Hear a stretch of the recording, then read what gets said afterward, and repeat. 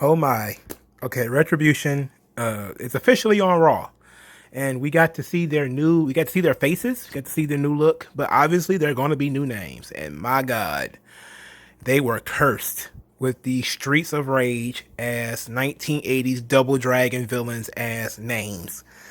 Okay, so look, okay, let me admit two things. One, I was absolutely wrong. I wanted it to be Evolve. Everybody who listens to my channel probably thought the Evolve idea was vastly superior to the what actually took place. So I will take credit for that. I do believe I have proven my writing bona fides by creating a storyline that was better than the storyline that was delivered. My idea of Evolve wrestlers being Retribution because they were fired after losing their gigs because WWE bought the company was actually a much better reason to fight the system. Then I don't have any idea why fucking T-Bar or goddamn Mace or son of a bitch Slapjack. I don't know what their beef is, but for Christ's sake. Okay, so that's three of the guys' names. One of them is named T-Bar. That is Dominic Dijakovic. At least that's what we believe him to be. They have shaved his head. He is wearing a mask, and he has face paint. So he's triple gimmicked. And guess what?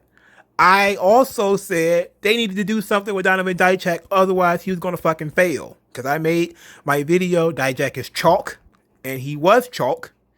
Now he looks like Bane from The Dark Knight Rises, and that is infinitely better. You know, he's talking like this now. But I'm okay with it. I'm all right with it. Let's run with it, man. Look, I'm not one of those people that want to bail on everything, okay? Let's see it to its logical conclusion because we don't know what's going on. But I do hate Retribution. I hate everything about it. But, okay, we don't know what the names of the girls are, but the girls are Mia Yim and Mercedes Martinez. We don't know what they changed their names to. And Mia Yim is so goddamn obvious. I mean, we literally just saw her and Mercedes Martinez on NXT. We literally just saw them. So now pretending that we don't know who they are is pretty silly. Now, there's one thing for Dio Madden, who is Mace. We haven't seen Dio Madden in a while, right? Like he hasn't been on TV since he got attacked by Brock Lesnar. So we can always say, oh, well, I maybe forgot who that guy was. And Donovan Dijak, they shaved his head, you know, and they say Slapjack is Shane Thorne, what a lot of people have said. And Shane Thorne is easily forgettable. You know, if it's really Shane Thorne, he's easily forgettable. So you could always just be like, well, he doesn't matter. But these names, they have been cursed with these names. So their opening promo, when the show first started, we get the idea, we get told Retribution has been signed to contracts. So then this leads everybody from David LaGreca of Busted Open to a bunch of everybody else started making these comments. These SpongeBob, how could SpongeBob have a bonfire under the water comments? Like, how could they be wanting to destroy the company and they signed a contract? It's like, dude, come on. Come on, man. That's like asking the question, why is Stone Cold Steve Austin showing up every week? Ain't he supposed to be fired? I mean, ain't I right, though? Ain't I right? Ain't I right, though? It's like, you think they really going to let people in the ring they don't have contracts? That's stupid. Okay, it's stupid. In order to even get in the building, you have to have a contract or bought a ticket. All right, everybody works there. We already know this. You're not smart by noticing everybody already works there. Why would they want to work there if they already? Yes, they work there already. Jeez, don't. If you're going to be going to analyze things, don't analyze the obvious. You know, like that's some obvious shit. We know that they have to have contracts in order to be that they already, if they were on NXT, don't they already have contracts? Like, yes, we know. Okay. Yes, we know. We know that you can't start a fire under the water. We get it. We get it. Okay. Now let's step forward. Let's do something else. That whole thing is stupid. That is, you know, that's like pointing out that, you know, it's dumb. Anyway, so their opening promo, they say, well, Mia Yim's mask wouldn't stay on her face, and she had to keep adjusting it because it was too loose. But she did the opening talk. She talked about, you know, WWE is not safe just because they gave them contracts. You know, the superstars are the sickness. They're going to destroy the superstars and all this type of stuff. And, you know, WWE, they just take their paychecks like whores and sell themselves out. The word whore was used twice. Actually, it was used once. Mia Yim called the superstars whores, and then MVP ran out because the Hurt Business was not done with Retribution. They ran out like the badasses that they are, ran Retribution off. And then MVP called them hoes and said, we thought that since y'all got contracts, you hoes would stop doing this. Raw started out great, okay? Because he called them hoes. I love that, okay? That was awesome. That was awesome. Look, everything with Retribution sucks, okay? This is a TV show for children. Everything with Retribution sucks. But MVP calling them hoes was great. That was awesome. That was fantastic stuff. So later in the show, the Retribution beat the shit out. Well, at that point, more Retribution outside of the core five. The core five is supposedly Dijak, Mia Yim, Mercedes Martinez, Dio Madden, and Shane Thorne, who have all of them have new names. Again, for those who were not paying attention earlier, Dio Madden is named Mace now. He looks like Sector from Mortal Kombat. Dijak is T-Bar, which is got to be like, that's like when Joe Biden said he used to know somebody named Corn Pop. Was it Joe Biden that said Corn Pop, or was it that slick head nigga from New Jersey? I forget what his name is. Anyway, he sounds like somebody from Rikers, like a Punisher villain, like Punisher gunned him down in the streets of New York. And then Slapjack, which, oh my god, that's a horrible name. But that's and then he's the smallest one, so Slapjack is basically Shane Thorne. He's the bumper. We don't know what Mercedes Martinez's name is, or Mia Yim. We don't know what their names are yet.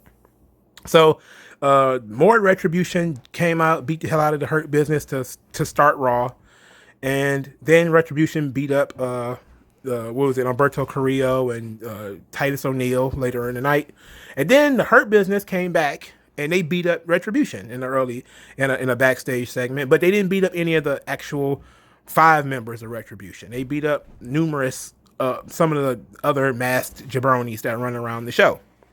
So you had 4 or 5 Hurt Business segments of them, not 4 or 5 Hurt Business segments, but 4 or 5 Retribution segments, because they had a promo as well.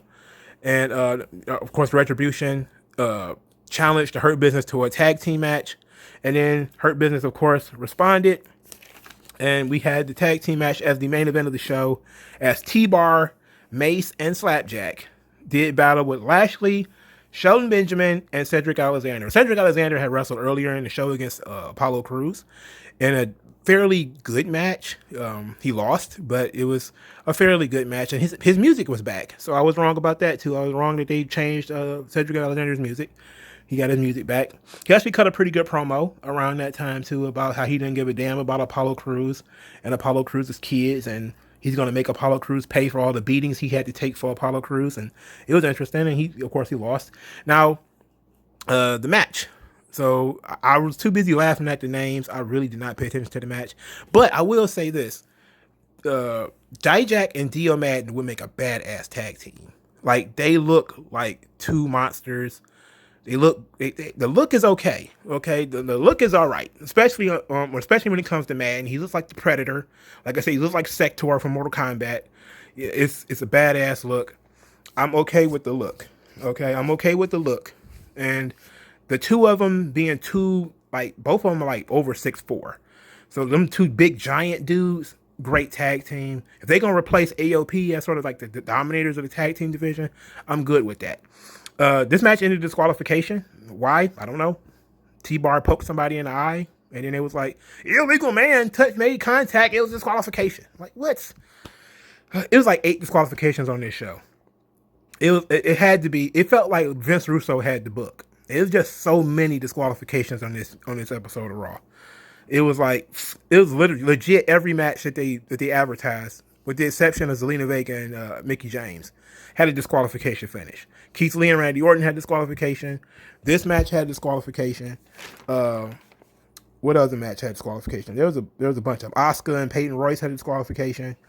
It's just disqualifying everybody, dog. This shit did not make any sense. But Drew McIntyre then led the entire roster down to the ring to chase off to get into a fight with Retribution and beat Retribution up, because now they're official members of the roster. They can beat them up. Okay, so look, I don't know what more needs to be said. Retribution sucks. Okay, I enjoy laughing at them. I really do. I have enjoyed laughing my ass off at Retribution, but this sucks.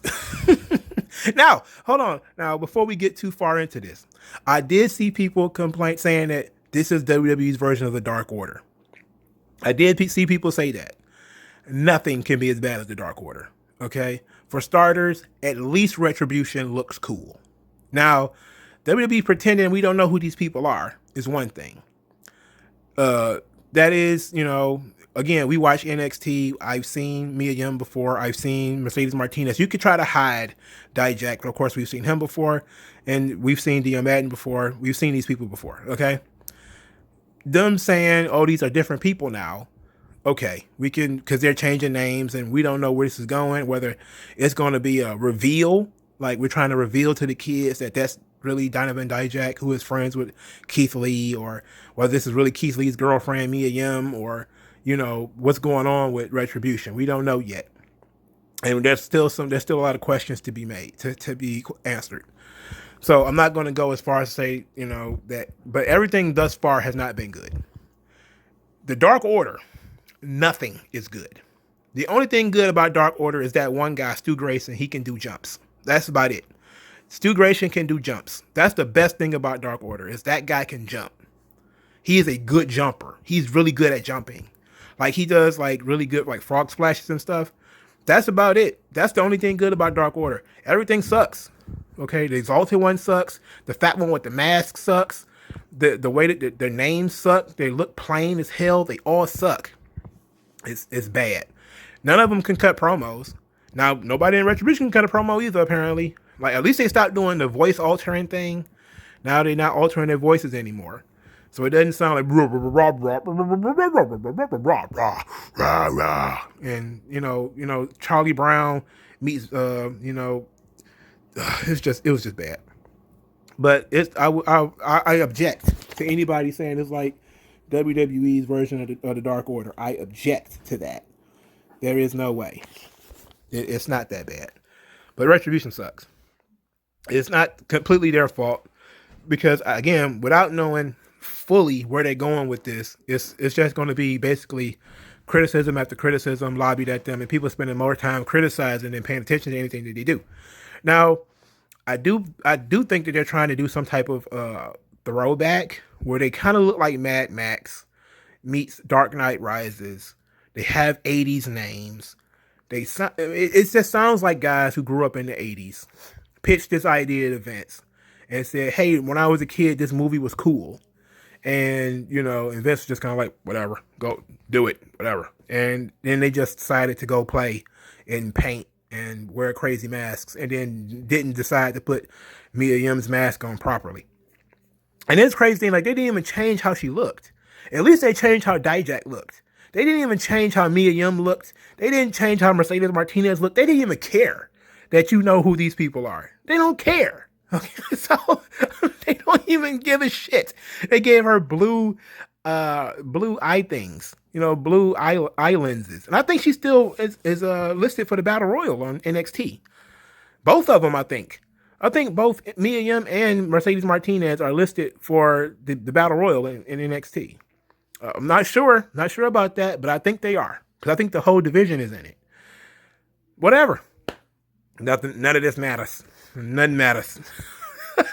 Nothing matters. Nothing matters, dog. Look, I don't know what you could have done. Like, you could have just, told Mia Yim to cut her hair and take the blue highlights out, and that probably would have been it, But I guess the question that we're doing now is, who is the minions? Who is all the other minions running around in Retribution? We know who the 5 are. I don't know how we're gonna stretch this to Survivor Series now, because it's definitely gonna be Retribution versus a WWE team, a Survivor Series, but you would have to add 2 more guys to the squad. You would have to add 3 more girls to the squad. So that is what we're looking at here. Is probably they're going to have to add more members. So maybe there's going to be a rotating thing where we're going to see these 5, and then next week we're going to see a different 5, and then they're going to combine the 2 groups for Survivor Series. That would probably be the best idea, because I don't see how you can have just these 5 people, and we just keep these 5 people secret for another 2 months. I just don't see how you could do it, because I don't remember what Survivor Series is in November, so I have no idea how you keep these people hidden for another 2 months. The only way you can do it is if you rotate them out. Okay, now I doubt that they do that. I doubt that they do it. But it would have been smart to use, like I said, use Josh Briggs. He's big. It'd have been sweet for them to give him a shot. But I guess they want to run them through NXT first. But they could have done something fun. Instead, they did something cringe. That's WWE for you. They do cringy shit. But I will say this though. I'm tired of being confused of whether the Hurt Business are baby faces or heels. Like, they seem like huge baby faces when they're fighting Retribution. They seem like heels when they're fighting everyone else. I think they need to find a spot and stick with it. Now, there are some people who want to be like, just cheer whoever you want, boo whoever you want. No, that's not storytelling. We need to tell stories here. And a story needs to have a heel and a baby face. I'm tired of saying this. It's wrestling. Everybody know this. Heels and baby faces. There needs to be heels and baby faces. So somebody needs to be the baby face.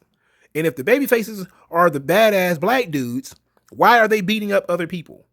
We need to take a story and stick with it.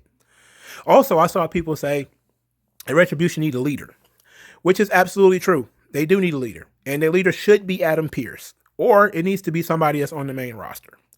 Could it be Keith Lee? Possible. Could it be somebody else? People have said The Miz. I don't know. I don't know why it would be The Miz. Miz is on SmackDown. I don't know why it would be Miz. Could it be somebody? It has to be somebody who can go back and forth. And I think that probably would be Adam Pearce. Adam Pearce as sort of the leader of Retribution, or sort of the figurehead, who kind of gives them the thumbs up to do whatever they want. I can support that. I like that idea. I like it so much I can almost guarantee it's not going to happen. So it's probably going to be a wrestler, somebody who could actually go in the ring. So is it going to be Keith Lee? I don't know. I don't think you want to turn Keith Lee heel after you put so much effort into making him look like a big baby face. But I have no idea who else it could be. Keith Lee and Retribution started around the same time. Even though Retribution started before Keith Lee was brought up. But ultimately, I have no idea because they do need a leader, because they need a mouthpiece. They need somebody to formulate what their grievance is in a concise way and to deliver it. That's the problem. They need to, they need to have one voice. They need to speak with one voice and not have so many different people talking. It doesn't make any sense. Just speak with one voice. Like MVP is sort of the voice of the Hurt Business. When he's talking, nobody else is talking. There may be somebody adding in to, throw their little, sprinkle some salt or a little pepper on what he said, but that's about it. There's nobody going off on their own tangents and doing anything else. It needs to speak with one voice. And they need like a unifying cause, But other than that, man, Retribution is fucking cringe. I love the Hurt Business. I want them to be the good guys. But if they're going to keep beating up Apollo Crews and Ricochet every week, can't be the good guys, because Ricochet and Apollo Crews ain't never did nothing wrong to nobody. If you're going to at least beat them up, at least make them do, well, no, because they'd probably go full AEW and everybody's the heel. Anyway, let me know what you guys think in the comment section below. Like this video, share the video, give me your thoughts. This is an interactive channel. Let me know what you guys think. How bad do you think Retribution is? Let me know in the comment section below. Like, share, and subscribe. Thank you.